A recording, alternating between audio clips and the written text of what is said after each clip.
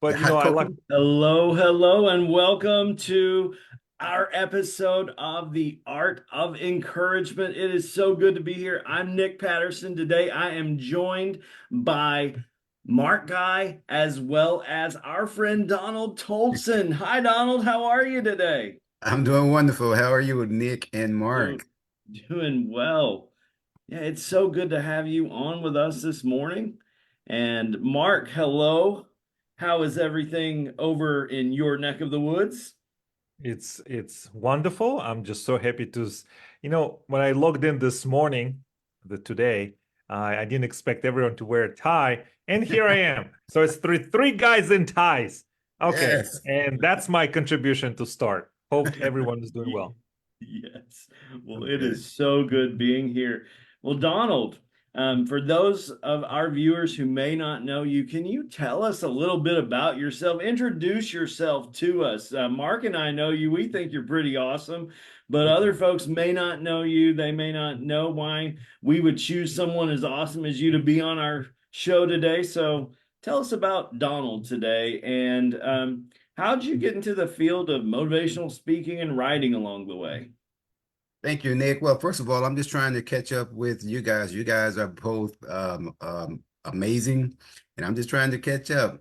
Well, for those who don't know me, my name is Donald D. Tolson Sr. I am as Nick stated, I am a motivational speaker, but not only a motivational speaker, I'm a transformational speaker because what I do is I transform people's lives, and I love doing that.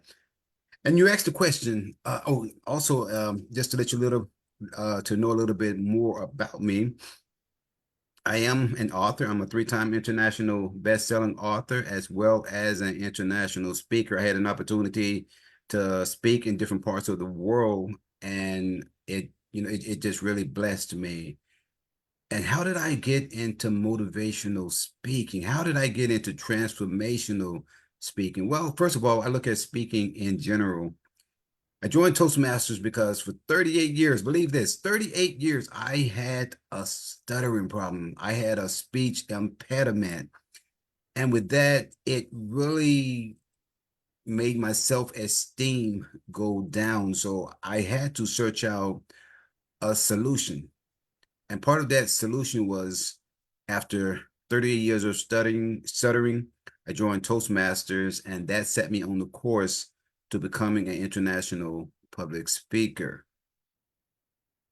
Awesome. Awesome. Well, thank you for letting us to get to know you just a little bit.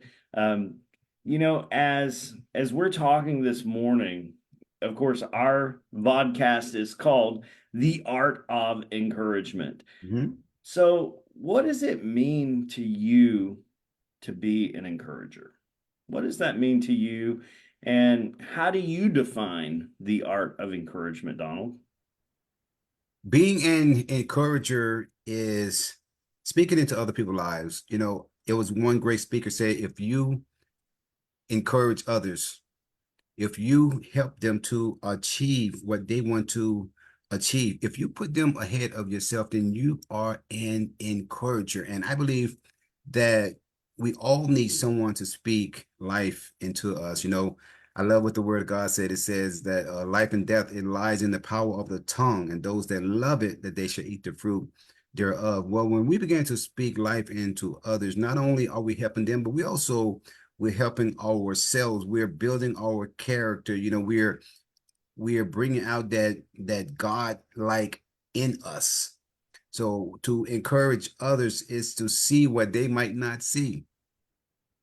They might not feel that they are a business owner, or they may not feel that they are a public speaker, or they might not feel that I'm not worthy of being a parent. I'm not worthy of being a friend. Well, sometimes we need to see what others see in us before we even can see it within ourselves. So being an encourager is lifting others up. It's helping them to achieve those things that they might not have even seen in themselves or even thought, that was possible for them.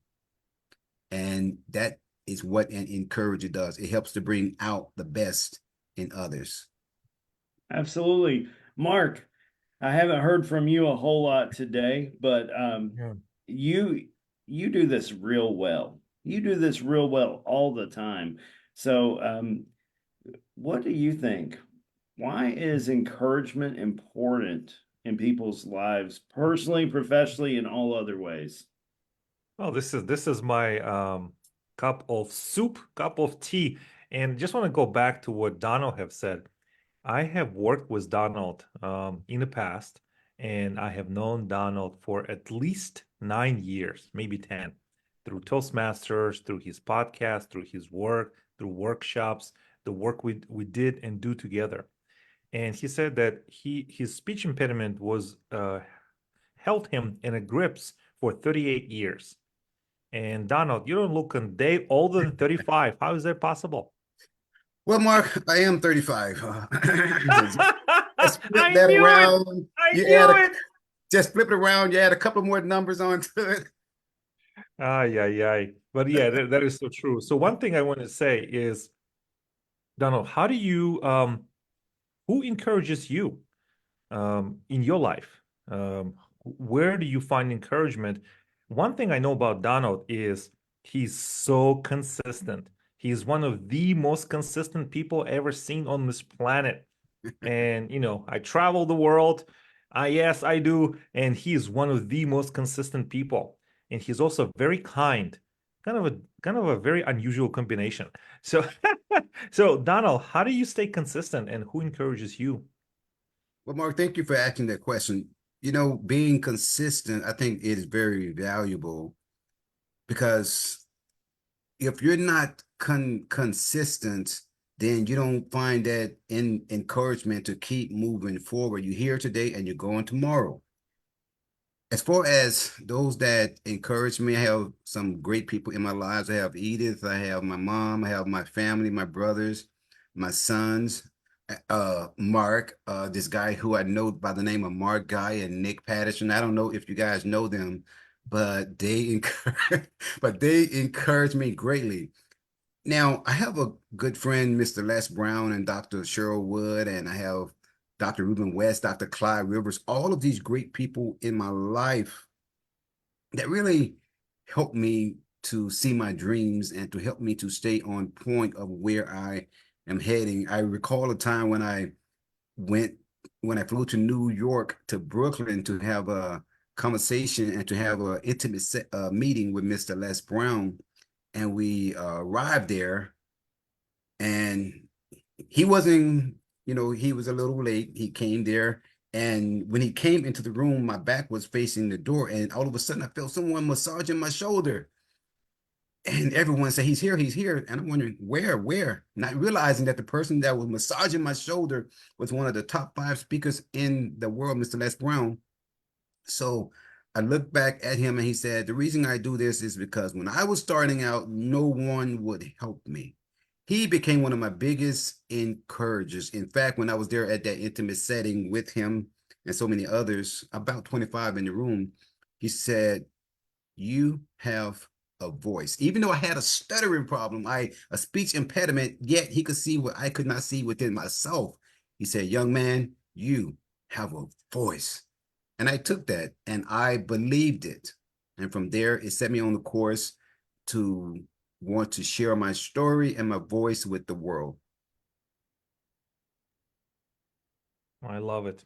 And just to tell, who is Les Brown? You said he is one of the top 5 speakers in the world, but I think you're being modest. What can you just tell us just a little bit more about Les Brown because not everyone knows who he is.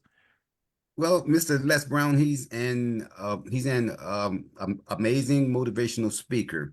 He have traveled throughout the world. He have changed so many lives. And if you know his story about how he was adopted by Miss Mamie Brown, him and his twin brother, and they went on and they were having hard times throughout their lives. And he had someone that spoke into his life, his coach, his mentor, Mr. Leroy Washington, and he told him, he said, you have greatness inside of you. So Mr. Les Brown believed that because Leroy Washington saw what he could not see within himself. So he set his life course onto encouraging and motivating others. And today he's one of the top 5 speakers in the world. He just turned 77 years old. So a large part of his life was pouring into other people's lives.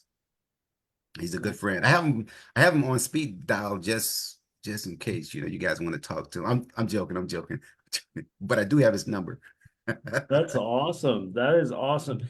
Now, before our show today, Donald, you and I were talking a little bit, and we were just discussing that, now then you coach others and you're helping them realize their dreams. Mark and I do that as well.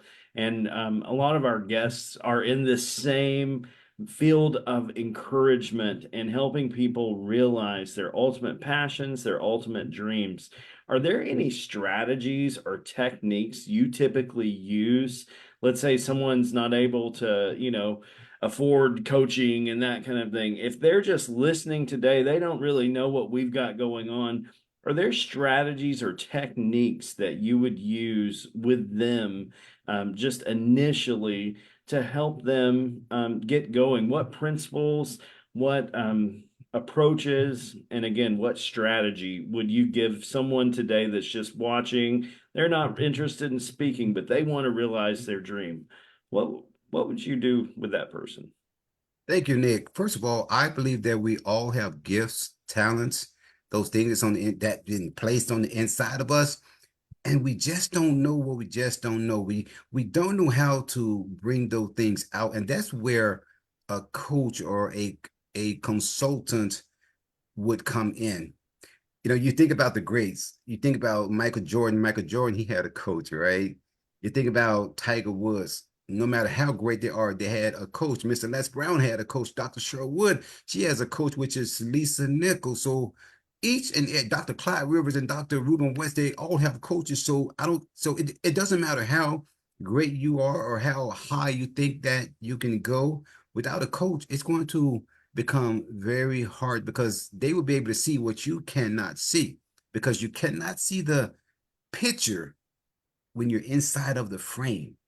So you need someone on the outside looking in. So strategies that I would consider that is very valuable. First, you must recondition your mind. You must be able to see those things. You recondition your mind, which simply states that at some point in time, your mind was renewed and it was transformed. Watch what you say and feel about yourself. Recondition your mind. Be transformed by the renewing of your mind. The second strategy is to utilize your gifts and your talents. We have all been given those gifts and those talents, but we must utilize them. And the third thing is to never give up. We ask ourselves, when will I be successful? Well, you will be successful when you become successful. Never, ever put a time limit on what's been given to you. And I love to say, never allow someone else to hold the pen that writes the script to your life. Hey, that's amazing. I love that. You've got to be out of the picture to see the frame, right? Yes, I yes. love that. That's a wonderful quote. Thank you. Um, Mark, what and Donald both here, throughout your experiences coaching, and you both have far more experience than I do. Do you have any insight to common challenges, misconceptions, obstacles that people face when they're ready to realize their dreams? Most people think it's boom, let's just make it happen. I've got my dream. I'm ready to do it now. But what obstacles have you seen come in that kind of serve as roadblocks? Mark, you want to go or? I think Donald, he is a star, and I have some follow-up questions after that. Go ahead, Okay. my friend. Okay. As far as coaching, I believe as a coach, we must first understand what a coach is versus a trainer. A coach, if you look back during the old Western days, a coach would pick up their customer and they would take them from one place to the next, right? They would take them from point A to point Z or B, wherever they want to go. So when you are working with the client, you want to sit down with them and you want to ask those important questions, not to give them the answers, because being a coach is to help guide them so that they can see within themselves where they want to go. So it's valuable as a coach is to know where they want to go when you do that assessment with them. Where are you trying to go? How can I be a servant to you? And a trainer was the one that comes in and actually give you those tools and techniques in order to take you where you want to go. Some of the challenges is just being able to have that listening ear, to be an active listener.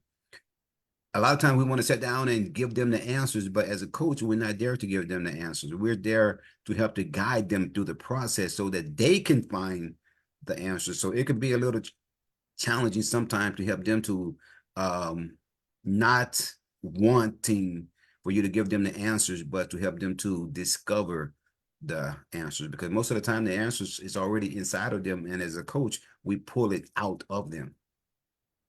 Yeah, I agree with Donald.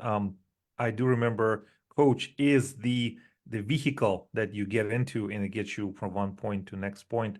The other thing I love about the metaphor of coaching is you as a coach or a mentor, you walk alongside with your client, not above, not behind, but alongside.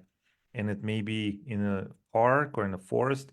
And if there's a bench, you sit down together and you discuss what is happening, but then you get up and you start walking together. So it is that forward motion. The other very nefarious thing that I have encountered in my coaching practice is there's successful people who are driving hard themselves to success. They could be men or or women, either one, and they have this recurring thoughts, which is programming, which they may have heard, misheard, misinterpreted, and that programming stopping them from moving forward. They may think, "Oh, nobody is interested to what I have to say. Everyone is glued to their phone. What new information will I do? I don't know where to start." Things like that.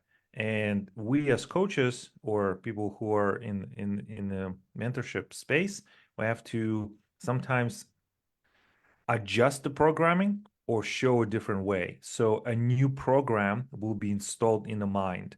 So it's no longer just in the same loop, It's like I said, the same thinking is not gonna create the new solution. You have to install a new way of thinking to get you to the next level. Exactly. Well, as one of my favorite mentors always said, what we think about, we bring about. And when we think about things, especially if we're programmed, to think negatively, you know, the one of my favorite things that I saw this week was a pessimist quote, and it said, why look for the worst in everything? It probably won't work out that way anyway. And That's that's true. those mindsets that we find ourselves in, if we don't have a paradigm shift going into a new way of thinking, often we are left behind. And we see that as our culture evolves, as our kind of social conscience evolves. If we remain in those old mindsets, a lot of times we just struggle. We struggle because, there is new understanding, there's new revelation. And as we realize, maybe I'm not doing things the most effective way. If we can just own it, then we can move forward. But if we battle everyone else the entire time and say, no, my way's the right way, we're we're fighting ourselves. We're not fighting others. We're fighting ourselves in that inner dialogue. And That's the killer. That's the killer of the dream and the killer of your journey. Yes. Um, I want to ask Donald this one question. okay. If like you heard, Donald is a three times best-selling author, right? And Yes. he So published the books, and I read his books. And I will tell you, what I find the most incredible about Donald is very intimate way that he holds a conversation with the reader. when you read his books, it's not really big books, but you're going to remember the books, what you read for the rest of your life. I have read them a few years ago, and a new one as well, just recently. So, Donald, how do you achieve that intimate conversation with your reader? Because you do, it's not surface level, it's deep, but it's not overbearing. How do you do it? Well, Mark, not only from speaking and not only from writing, but I believe when you actually put your heart into what you are doing, what you do, what end up happening is that you have a conversation. It's just like if I'm sitting down with you, Mark, with Nick, and we're talking face to face. Well, when I write or whenever I speak on stage, is having that conversation. I like to call myself a conversationalist, which means that when I'm telling you a story, when I'm sharing my story with you, I need to bring you into my story as I'm talking with you. I need you to see what I see from my eyesight, from my perspective. I need for you to smell what I'm smelling. I need for you to hear what I am hearing. I need to transport you into my space. So as I'm sharing my story, or if I'm writing it in the form of a book or on stage, I need for you to be there. I need for you to become me and to see it. And what that does is that it broadens it opens your eyes and you begin to see, you're like, wow. And it's almost to the point where you having a visualization experience where you're hearing my story, but if you look to the left, you can see, and when you look to the right, you can see, and wow, you can see everything. And for me, that is the art of storytelling. And just like you guys, you both, the art of encouragement. It is a great theme. It is a great platform. So I want to say thank both of you for opening up the world eyes to seeing the art of encouragement. Thank you so much. Thank you, Donald. And I guess to follow up with that, how do you gauge your impact? The impact of your encouragement? Are there specific indicators you look for? And also for our viewers that are watching today, can you provide any takeaways for them, any actionable items for them as they want to get going, and just something they could do today to become more effective in their encouragement or realizing their dream? Yes, Nick, just look at the results. Look at the lives that have been transformed and changed. I heard a great quote. It said that do not go where the path may lead, but go where there is no path and leave a trail. So when you begin to create those roads and those trails for others to follow, you are going to see the transformation that is taking place in their lives. You go from a person who was very shy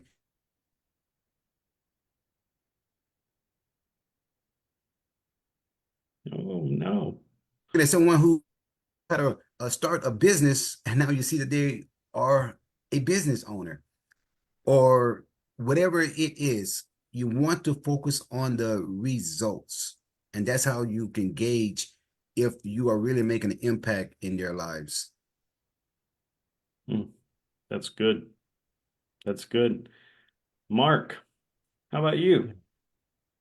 Well, I'm just so fascinated with Donald. I mean, which it's just such a good man. Thank you. 2 years ago he jumped out of perfectly good airplane. I don't know why. Skydiving. The airplane was good, but he decided, oh, for my birthday in September, I'm gonna jump.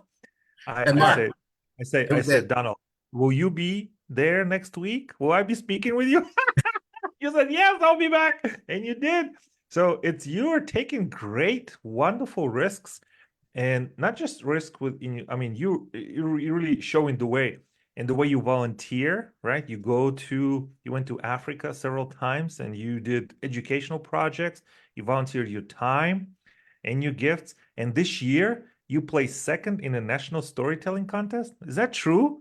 Outside of Toastmasters? storytellers there. But you know, when you talk about risk, if you cannot risk, then you cannot grow. And if you cannot grow, then you cannot do your best. And if you cannot do your best, then you cannot be happy. And if you cannot be happy, Mark and Nick, then what else is there? You have to be a risk taker. You have to take a risk in yourself. And when you do that, then your life will go to a whole another level. Take I believe it. risks, and your lives will go to a whole new level. And Yes. the other, you've got to take yourself out of it. You can't see yourself while you're in the picture. You got to step Yeah. out of the frame. Yes. You can tell I really, really enjoyed that quote today.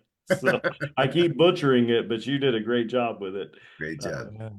but Donald is a great his penmanship in a way, when I say penmanship, in the way that his stories are formatted, edited, and organized is truly, I mean, you think, oh, I'm just gonna look at this book, but no, it sucks you in. It's like, oh Right. man, I gotta read this. Okay, fine, I'll read this. And but it's all with good intention, because I believe that one of the Donald's missions in life is to leave a legacy.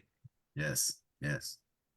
You know, Mark, and you know, in my latest book, Life Living Without Limits, there are so many great stories and there's so many great examples in my own life, how people they went from 0 to 100 just by, just being encouraged and being coached and knowing that they could do it. So um life living without limits, that's what my latest book is all about. And of course, it could be purchased on Amazon or go to my social media sites and you will see it. But each and every one of us, we have a story. And that story was given to us, not for us, but it was given to us in order for you and I to share with the world. So make sure that your story be heard.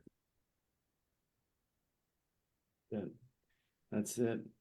Let's make sure our stories are heard. Let's not get in the way of ourselves. I love it. I love it. Well, Mark, anything else you want to share today? I say go send a friend connection to Donald, buy his book, and buy a book for yourself, for your loved ones. He is someone to truly know and follow and collaborate. My life is richer in multiple ways, more abundant, because I know Donald, because of his connection and support and mentorship. It's just that amazing. Yeah. And of course, Fantastic. he's here. Fantastic. Thank you so much. And just as we're ending, Donald, unashamedly give a plug for your book if you would. Go ahead and shout it from the mountaintops. Where can they get it? How can they find it? Um, Life living without limits. That's Yes. correct. And you know, Yes. what Sorry. Go ahead. no, that's it. That's the question. I Hey, just butchered first, it. first, I wanted to be able to say this one quote. It said, "The eyes have not seen, ears have not heard, nor has it entered into the hearts of man the things which God has prepared for those that love him." So in the book, Life Living Without Limits, just go to my social media sites, Facebook, Twitter, Instagram, all of any social media sites, and you can be able to purchase my book. You will see the link, or you can go to my website, www.donaldtolson.com, or you can go to Amazon.com. Just type in Life Living Without Limits, and you can be able to purchase the book, but not only purchase the book, but watch your life be transformed. Thank you, Nick, and thank you, Mark. Absolutely. Thank you, sir, for being here today on the Art of Encouragement. Next week, looking forward to seeing everyone as well. And, this week we started our new page. We've got our group. Join that group if you like our page. And we're definitely increasing our reach with the Art of Encouragement because our feedback has been wonderful about the impact our vodcast is making.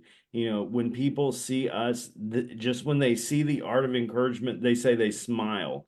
That's what we want. We want that because we want people to know that here we are. Would we love to coach you? Absolutely. Contact us for that. But at the end of the day, we want to pour into as many people's lives as we can, whether we ever get a thing out of it or not, because that's what it's all about. It's about us seeing the next guy and helping them up, pulling them up and saying, hey, yes, you can. Don't listen to anyone else. Listen to God, listen to your heart, and go for it. Go for it. You can do it. You are worth it.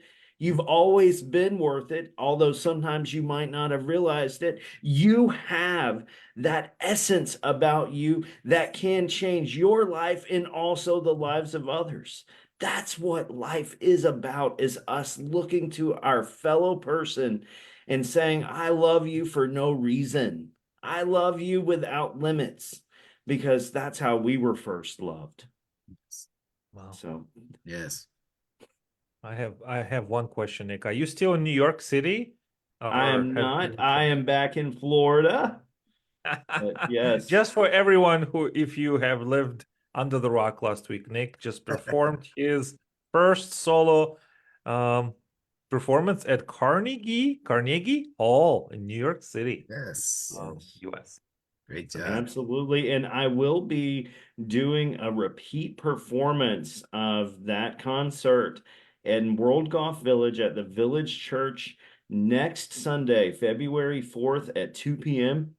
It will be live streamed, but I would love for as many people to be there in person as they can. So if you're out going to TEDx Eustis next week, I'll see you on Saturday. And then I hope to see you on Sunday as well at the Village Church for that concert and a chance for me to share my journey. It was so cool being at Carnegie Hall playing the piano, but also being able to use my skills as a speaker to speak to an audience about my journey throughout.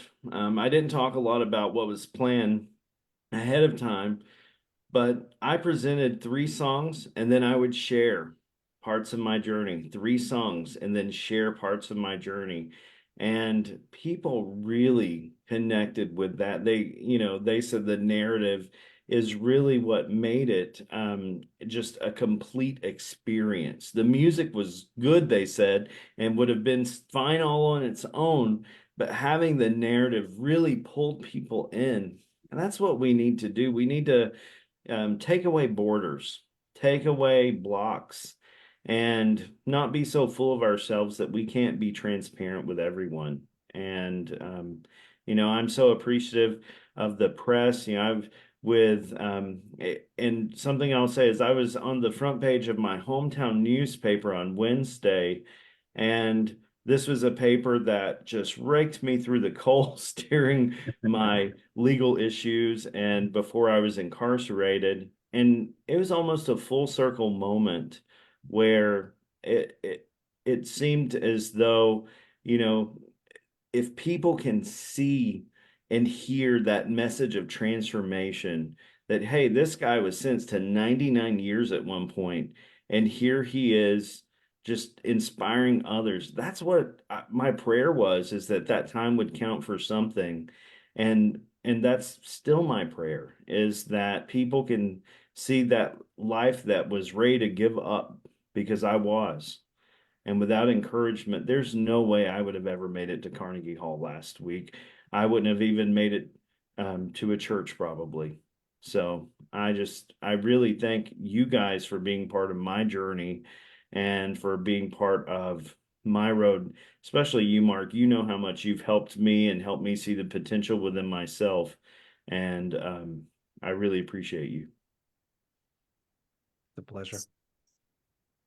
Absolutely. Well, guys, I appreciate you. I can't wait to see everyone next week right here, same time, same place. And we may be in a few new places, but 10 o'clock, the art of encouragement. Thank you guys, and see you next week. Go ahead, tell everybody goodbye. Bye. Have a Thank great you, evening. everyone. Great Bye. day. Blessings. Absolutely.